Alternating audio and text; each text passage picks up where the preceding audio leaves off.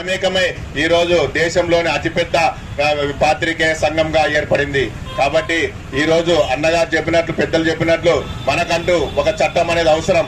ఎందుకంటే అన్ని వ్యవస్థలకు చట్టాలు వచ్చాయి, అందరికీ చట్టాలు వచ్చాయి. వాళ్ళ మీద ఏదైనా దాడులు జరిగిందంటే ప్రత్యేక చట్టం వచ్చింది. ఈ రోజు పాత్రికేయునికి కూడా ప్రత్యేక చట్టం అనేది అవసరం.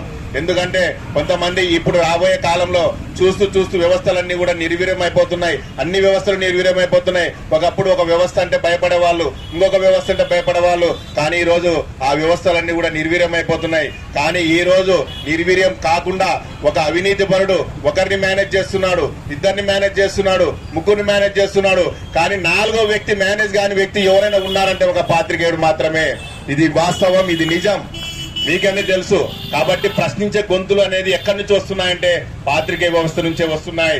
రాజకీయ పార్టీల నుంచి వ్యవస్థలు వస్తున్నాయి, కానీ వాళ్లకు కొన్ని బేడీలు పడుతున్నాయి. కొంతమంది కొన్ని పార్టీలకు బేడీలు వస్తున్నాయి.